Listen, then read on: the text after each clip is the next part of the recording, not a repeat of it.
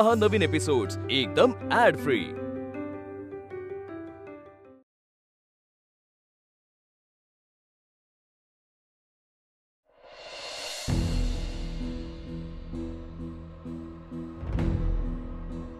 तू बघच आता, मी फक्त बोलत नाही, करून दाखव। चालले मी घर सोडून।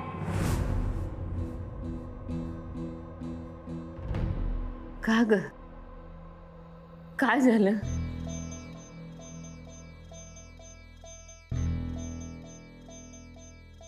काय नाही झालं आणि डोळ्याला पाणी कसं मग? सांग, खरं खरं सांग। रेणुका घर सोडून गेली, ते म्हणाले होते तसंच वागली, पण सासूबाई एवढ्याला अडवलं नाहीये मी तिला। तिचे वडील आहेत, घेऊन येतील परत तिला। लाडाची लेख आहे त्यांची, त्यात हे समद वैभव तिच्या पायगुणानं आलेलं, ते कुठे बी जाऊ देणार नाही तिला। तुलाही न ग विचार करू।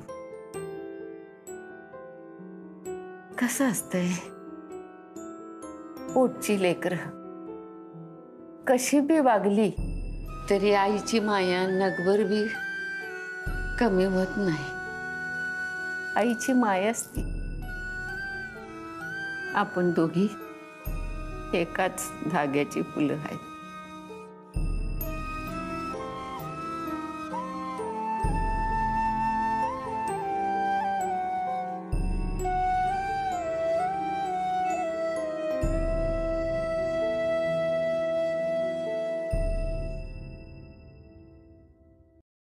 मी तुमच्यासाठी जेवण घेऊन येते, औषधं पण घ्यायची आहेत ना तुम्हाला?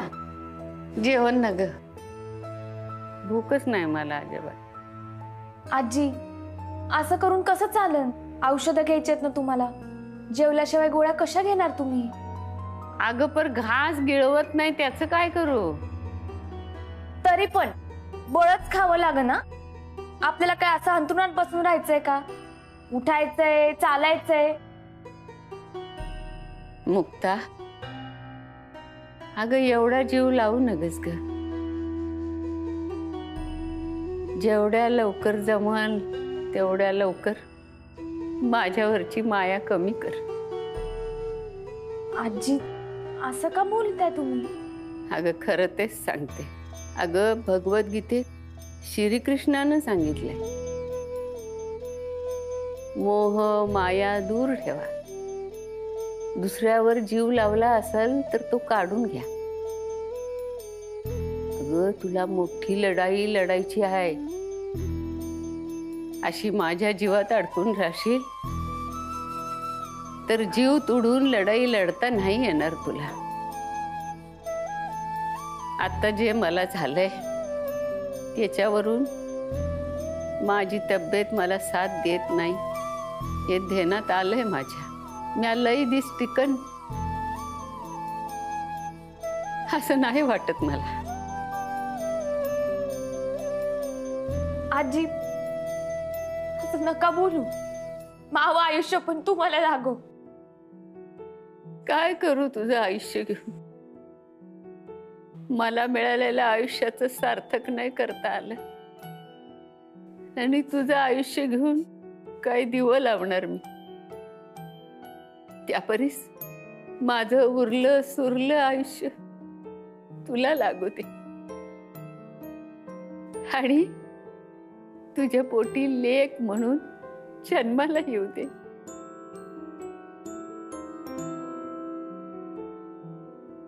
जन्माला येईन तेव्हा पहिल्या श्वासापासून मला मोकळा श्वास घेऊ दे ग।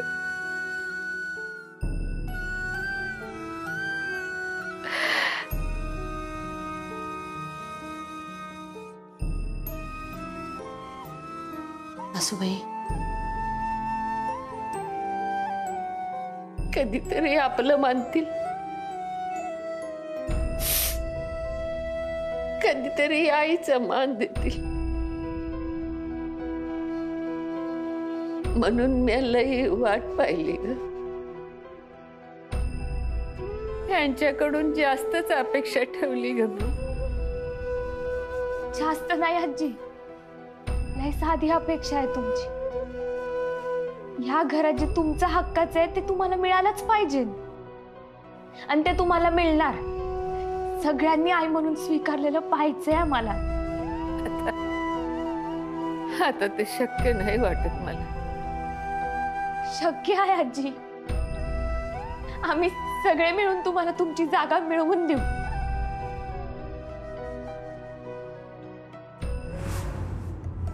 गुड. रेणुका, ते पण तिकडेच तिकडेच सगळं तिकडे. मी तुला म्हणलं ना आज सगळं मॅडम साठी. थँक्यू.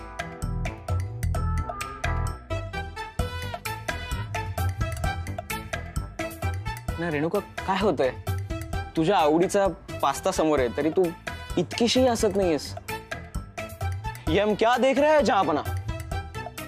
आपके मुस्कान की चमकान गई तो गई कहां? ये नुकसान कैसे भरे? वेद, नाही आवडलं का? हे बघ, मला सांगायचं एवढंच आहे की तू हसत राहा प्लीज. कारण तू जेव्हा हसतेस ना तेव्हा तू जगातली सर्वात सुंदर मुलगी दिसतेस. अच्छा, म्हणजे तुझ्या जगातील सगळ्या मुली बघून झाल्या आहेत असं म्हणायचं का तुला? इंटरेस्टिंग पॉइंट ऑफ व्ह्यू आहे, असाच अर्थ होतो ना याचा. पण नाही, तसं काही नाहीये. कारण मी जगातल्या सगळ्या मुली नाही पाहिल्यात, बट जगातली सर्वात सुंदर स्माइल ही अशीच असेल. झालं, खाऊ मी आता? Please please. पण एक काम कर, खाता खाता हस किंवा हसता हसता खा. मी काहीतरी एक कर, कारण मी मोबाईल रेडी ठेवलाय फोटो काढताना. तर मी हसू शकते किंवा खाऊ शकते, दोन्ही एकत्र नाही करू शकत. अरे बापरे. बापरे काय बापरे? आय मीन, अरे वा, किती छान आहे हा गुण तुझा. ऐक ना रेणुका, हे घे. हे पास्तावर केचप कोण टाकतं? अरे ट्राय तर करून बघ. नाही, मला नकोय. मला चांगला लागतो रेणुका. बघ, आपण काय ना, माणसाने सगळ्या टेस्ट साठी ओपन राहायला पाहिजे. छान लागत असेल, ट्राय करूयात ना. घडत नाहीये, त्याचा काहीतरी मेजर लोचा झाला बघ. दोन्ही हाताने दाबून बघ.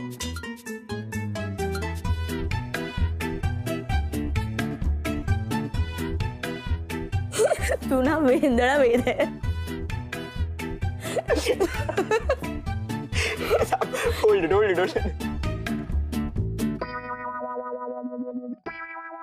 Best.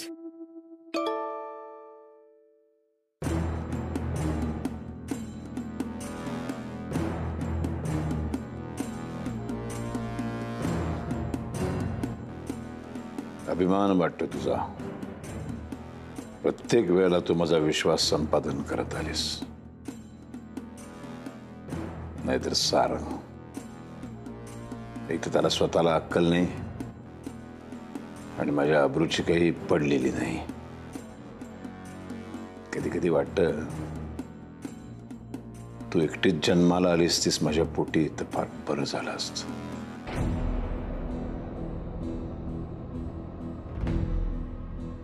माझाच मुलगा माझा वैरी झाला. मला तुम्हाला जेवायला बोलवलंय.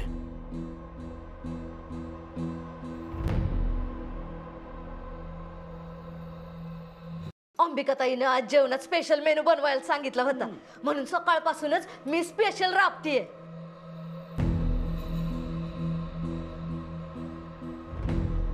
स्पेशल मेनू कशासाठी? मुक्ताबरोबर पैज हरलो म्हणून की रेणुका घर सोडून निघून गेली म्हणून? काय? रेणुका घर सोडून गेली? कधी? काय झालं? दादा काय बोलताय? काळजी करायचं कारण नाही तुम्हाला. मी घेऊन येईन तिला परत. बाप आहे मी तिचा, मला काळजी आहे तिची. जिथे कुठे असेल ना तिथून घेऊन येईन. स्पेशल मेनू बनवतायत हे असले खोट्या काळजीचे फवारे नका उडवू, कळलं ना? दादा ते बरेच दिवस डायटिंग नाही, म्हणजे काय झालं, बरेच दिवस काही गोडधोड जेवण केलं नव्हतं. माधवी म्हणाली तिला गोड खावंसं वाटतंय. हो म्हणून ते केलं. आणि रेणुकाचं काय, ती अशीच आहे, अगदी तुझ्यावर गेलीये. तू कसा चिडतोस तशीच ती तुझ्यासारखी.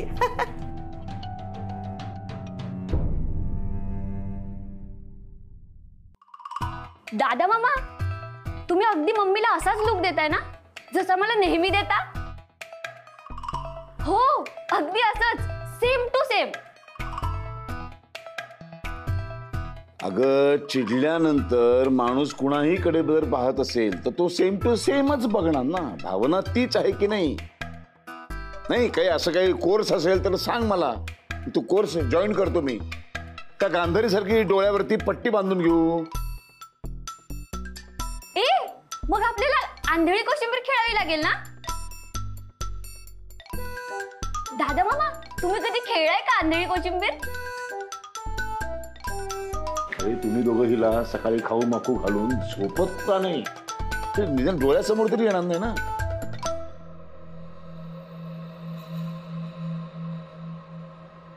अगं बाळा, इतकं लगेच वाईट वाटून घ्यायचं नसतं. आता ही मागे काय करते? तुम्हाला मी नजरेसमोर नकोय ना, म्हणून मग मी तुमच्या नजरेच्या मागे येऊन उभे राहिले.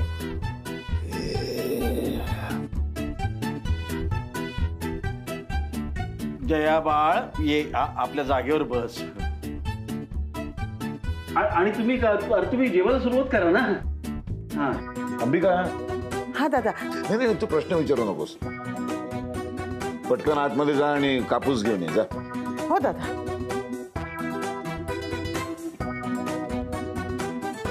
दादा कापूस छोटे छोटे बोळे कर आणि कानात घाल. हा ठीक आहे. अरे हिच्या कानात घाल. म्हणजे काय, अगदी आणि पार आतपर्यंत जाऊ देते कापूसाची बोळे. म्हणजे पूर्ण जेवण होईपर्यंत कोण काय बोलतोय हे तिला ऐकायलाच जाणार नाही. त्यामुळे त्याच्यावरती काही बोलणार नाही. बरोबर, सुखाने आम्ही जेवू शकू.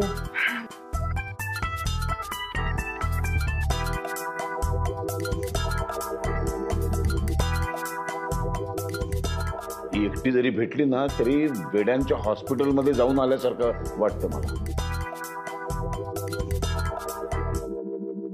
अरे काय वैजंती कुठे? आता जेवायच्या वेळेला इथे हजर असणं ही तिची जबाबदारी नाहीये का? आहे मी इथेच.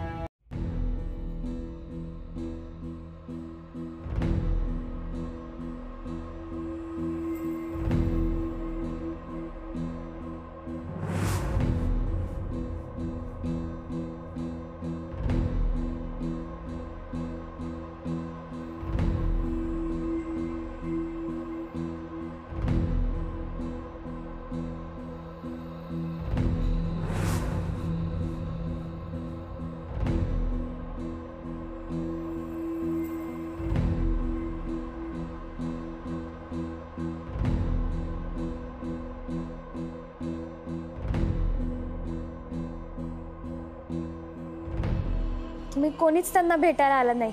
म्हटलं पेशंटलाच पाहुण्यांना भेटायला घेऊन यावं. आज आजी आपल्यासोबतच इथे जेवणार आहे.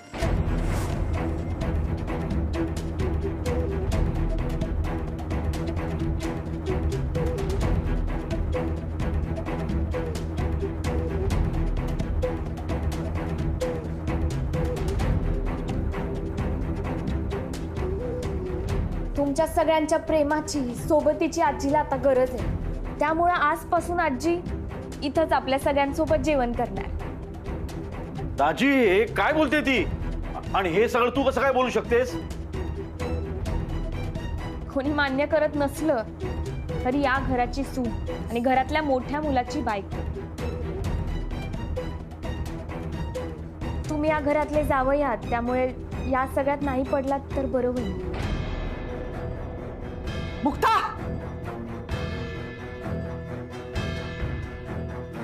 तू माझ्या नवऱ्याला, ह्या घरच्या जावयाला बोलतेस? वय त्यांनाच बोलते मी. कसं आहे, तुम्ही आत्ता बोलणार आणि 4 दिवसानंतर तुम्ही आपापल्या घरी जाणार. निस्तरावं आम्हालाच लागणार आहे ना. हे बघ, ह्या घरातल्या लोकांशी नीट बोलायचं आणि नीट वागायचं. बरोबर आहे तुमचं. सुरुवात तुमच्याच पासून करा.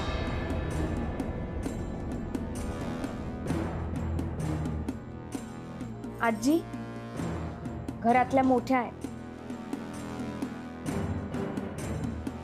आधी त्यांच्याशी नीट वागा आणि नीट बोला.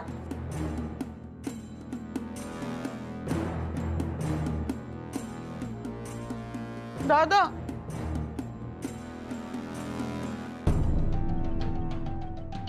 ती एवढी मरणाच्या दारातून परत आली आहे तरी कोणाला काहीच पडलं नाहीये ना. तिची विचारपूस करावी असा साधा विचारही कोणाच्या डोक्यात आला नाही. तिच्या रूमकडे तुम्ही कोणी फिरकलाच नाही. वाऱ्यावर सोडले तिला तुम्ही.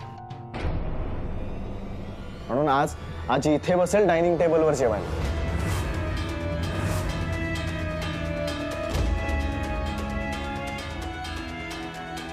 तुझा निर्णय.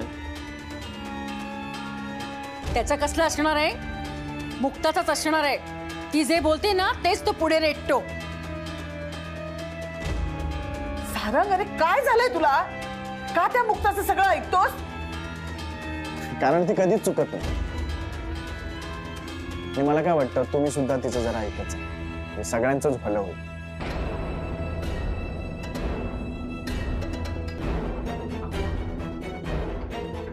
आजपासून आजी इथेच जेवायला बसेल डायनिंग टेबलवर, रावसाहेबांच्या समोरच्या खुर्चीवर.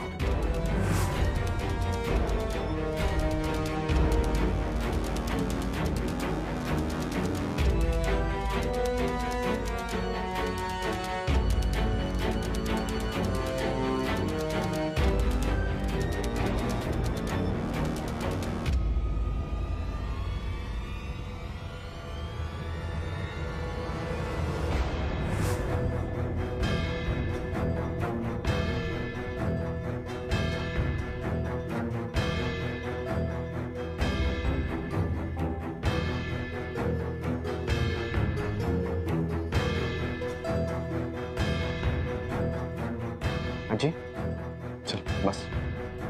आजी चला. ये तो घाबरू नकोस.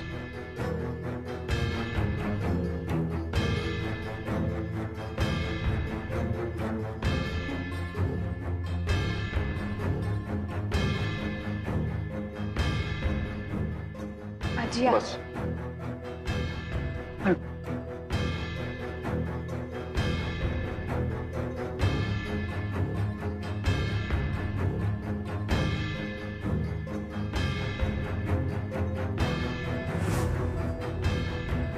मुक्ता, तू अतिशय चुकीचं करतेस. हे परस्पर निर्णय कसा घेतलास तू त्याआधी दादांना विचारायला हवं होतंस. दादा या घराचे करते धरते. आजी या घरात सगळ्यात मोठे आहेत. या घराचा पाया ज्यांनी रोवला त्यांच्या बायको आहेत त्या. उलट सगळ्यांनी यांची परवानगी घ्यायला पाहिजे. त्यांना कोणाच्या परवानगीची काय गरज आहे? ज्या माणसाने या घराचा पाया रोवला, हे घर उभं केलं, त्या माणसाला आयुष्यातनं उठवणारी बाई आहे ही. तुला काय माहितीये काय घराबद्दल? तू बोलूच नकोस, समजलं ना?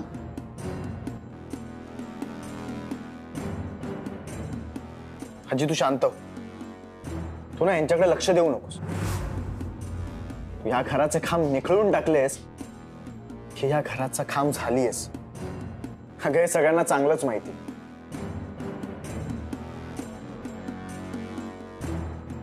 आपण कोणी बोलणार नाही. मग तू लक्ष देऊ नकोस का?